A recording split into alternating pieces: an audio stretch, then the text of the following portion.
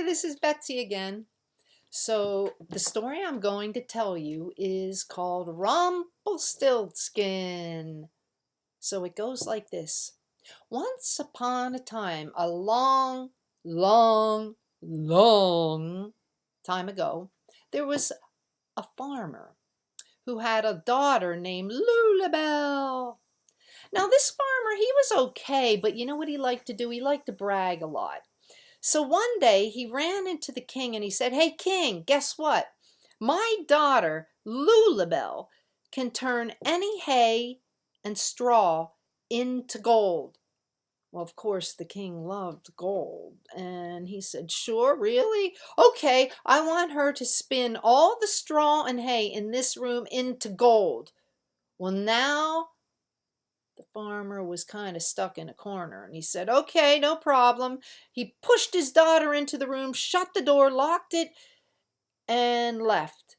Well, poor Lulabelle, it wasn't her fault. She was stuck in the room, and she began to cry and cry and cry. She didn't know how she was going to turn the whole room into to gold, all the straw and hay that was in the room.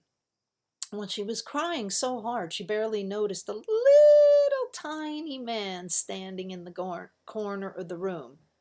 "Hey, Lulabelle!" he shouted. She looked around. She saw the little guy. He was small, but he had a big voice. "Hey, Lulabelle, I can help you make the straw and hay into gold," he said. She stopped crying. "Really?" "Yeah, but you're going to have to give me something for it to help you." So all Lulabelle had was a beautiful gold necklace on. "Okay, I'll give you this gold necklace if you can turn all this straw and hay into gold." Well, it didn't take long. The little tiny man got to work, and before Lulabelle could believe her eyes, the whole room was filled with gold coins. Well, this made the king really happy because let's face it, the king was really greedy. He was okay, but he was greedy. He wanted more gold. So telling the farmer, he said, "Yeah, this is nice, but I want Lulabelle to make me even more gold." So the farmer, he wasn't the nicest always. He was like, "Sure, sure, sure, she can make you a lot more gold." So they locked her in a bigger room with more hay and straw. Oh, poor Lulabelle, she sat there and began to cry and cry and cry. And again, the little man appeared. He said, "Hey, Lulabelle, come on. I helped you the first time. I'll help you again. But this time you got to give me something really good."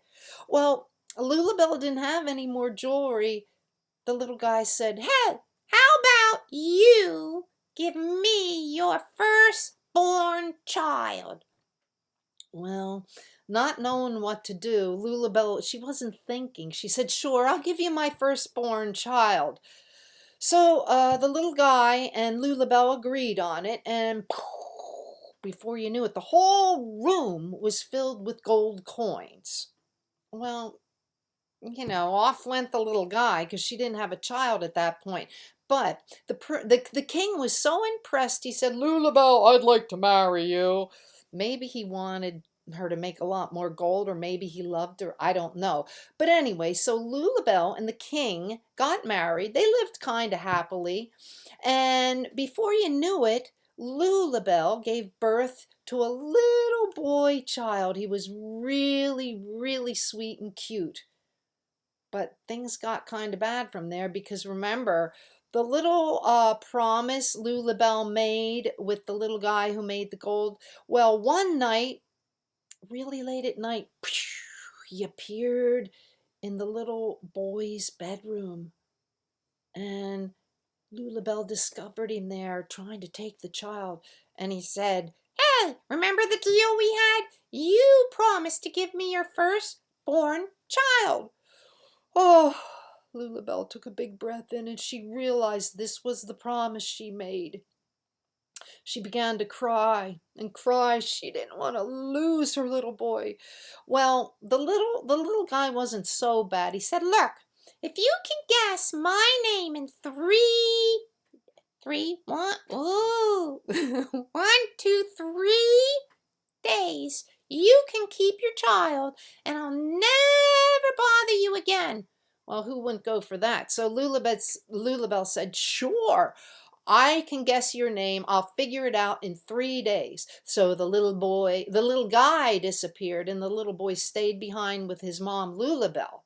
So Lulabelle, oh, she sent all her servants and helpers off into the kingdom and up the hills, in the mountains, to find the little man, to spy on him, to see if she could figure out what his real name was.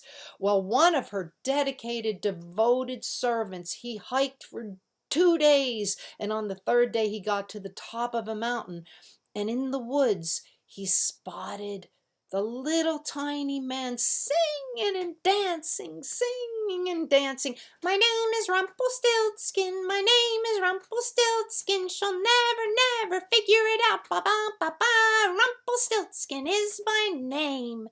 Well, Rumpelstiltskin had no idea the Queen, Lulabelle's servant, was there. So the servant ran down the hill, ran down the mountain, ran all the way back to the castle, and he said, "Queen, Queen, Queen, I know his name. I found out his name. It's Rumpelstiltskin." Well, the Queen was very happy. And like the little man said, he showed up in 3 days, and he said, "What's my name?" And the Queen just pretended she didn't know. Is it Fred? No. Is it Roland? No. Is it Pierre? No. All right, you get one more guess. Is it Rumpelstiltskin? The Queen said. The little man, he went crazy. He shook his head. "No, no, no. How did you know?" Well, this little guy wasn't so bad. He was upset she knew his name, but he always kept his promises. He said, "I'll never bother you again." He disappeared, and off he went. So the Queen, her son, and the King lived happily ever after, and little Rumpelstiltskin, well, he never bothered her again, because he was always trying to make deals with people, but this time it didn't work out in his favor, so he just kind of disappeared, and everybody ended up being happy in the end. Okay, that's the end of my story. I hope you enjoyed it.